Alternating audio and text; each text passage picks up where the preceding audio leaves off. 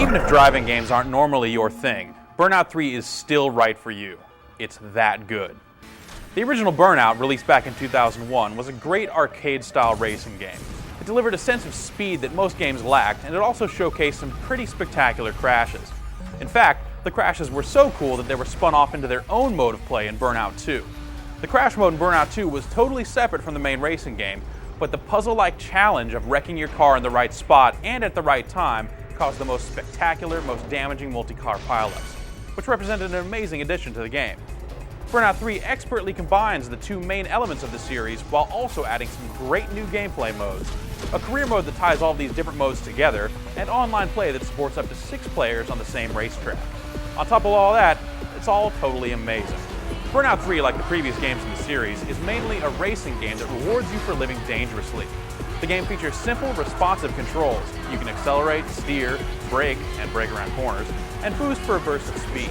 Driving dangerously comes in the form of driving in the wrong lane, getting close to other cars, catching air, drifting around turns, and so on. When you pull such risky maneuvers, you're rewarded with a boost.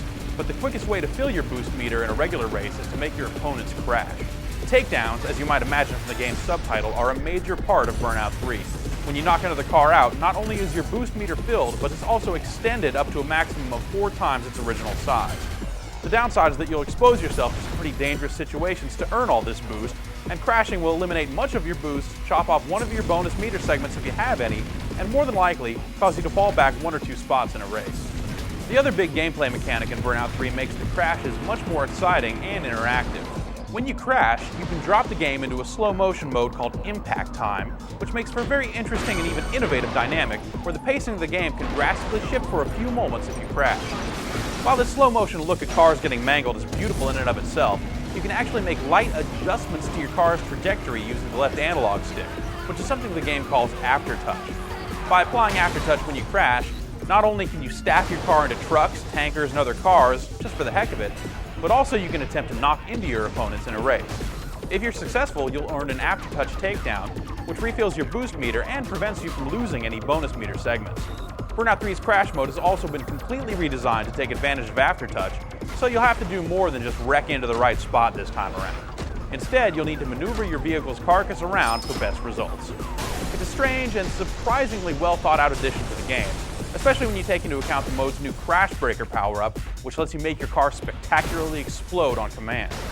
While the crashes are flashy and spectacular, the most impressive part of Burnout 3 is its pure sense of speed. This is something that most other racing games simply can't seem to get right. In Burnout 3, racing at 150 miles an hour feels about as dangerous as it should. Boosting in a Super Series car will get you up around the 200 miles per hour mark, which feels ridiculously fast, especially when you factor in the relative speeds of oncoming drivers. The sense of speed combines with things like oncoming traffic to make Burnout 3 a truly white-knuckle experience. If all games could maintain this level of intensity from start to finish, avid game players would be going gray well before their time. Burnout 3 has online support for up to 8 players on both PlayStation 2 and Xbox, though when it comes to actually putting all the players into one race, your maximum limit is 6 players. The best thing that can be said about the online support in Burnout 3 is that it works very, very well. If one player has a particularly laggy connection, you might see that car skip around the course a little bit, but for the most part the game handles all 6 drivers, as well as a full complement of traffic to dodge, amazingly. Burnout 3's audio is great. Actually, the sounds of driving, from the roar of your engine to the rush of wind as you pass oncoming traffic, to the loud thunks of your car shifting gears, to the bass-heavy whoosh that kicks in when you hit your boost, are incredible. However, that's counterbalanced by a few negatives. The game is missing a few key noises that would have added to the sense of realism. But the real culprits are the game's announcer and soundtrack. The knucklehead alt-rock jock that handles the announcing is merely annoying to begin with, but when you hear him repeat the same handful of phrases time and time again, you'll do the right thing and turn him off from the game's options menu. The music also doesn't mesh very well with the action, making the Xbox custom soundtrack support a nice alternative. Unless your only idea of driving game enjoyment involves playing the strictest of simulators, Burnout 3 Takedown is the driving game for you. It's instantly accessible, yet it has more than enough challenge to it to keep you busy for a very long time, even if you don't intend to play the game online. So even if driving games aren't normally your thing, if you're a thrill seeker, this game has them in spades.